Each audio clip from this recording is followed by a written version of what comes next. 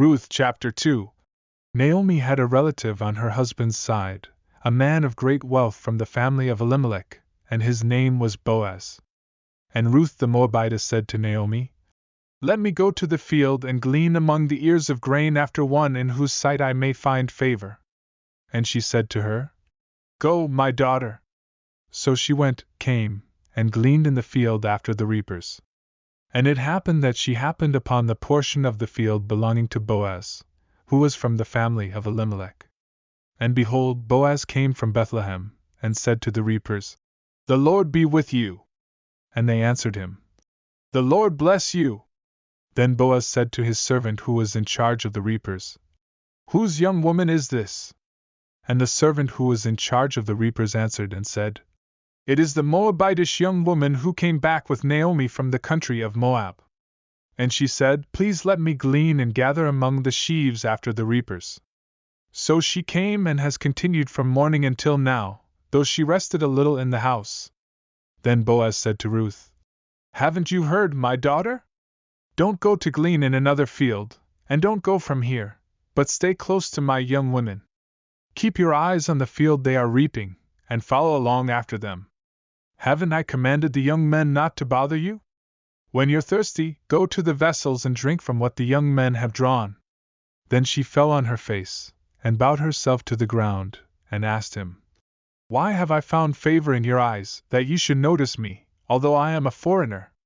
And Boaz answered and said to her, "I have been told about everything you have done for your mother-in-law since the death of your husband, and how you left your father and mother and the land of your birth, and came to a people you did not know before. May the Lord reward your deeds, and may your wages be full from the Lord, the God of Israel, under whose wings you have come to seek refuge." Then she said, "May I find favor in your sight, my lord, for you have comforted me and spoken kindly to your servant, even though I am not one of your female servants." And Boaz said to her, "Come over here and have some bread, and dip your morsel in the vinegar." So she sat beside the reapers, and he offered her roasted grain. She ate and was satisfied, and she kept some back. And when she got up to glean, Boaz commanded his young men, saying, "Let her glean even among the sheaves, and don't reproach her. And also, pull out some stalks from the bundles and leave them for her to glean, and don't rebuke her." So she gleaned in the field until evening, and she threshed what she had gleaned. It was about an ephah of barley. Then she took it up and went into the city, and her mother-in-law saw what she had gleaned. And she brought out and gave her what she had left over after she was satisfied. And her mother-in-law said to her, "Where have you gleaned today?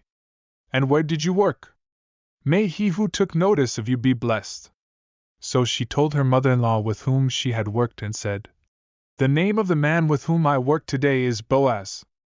And Naomi said to her daughter-in-law, "Blessed be he of the Lord, who has not withdrawn his kindness to the living and to the dead."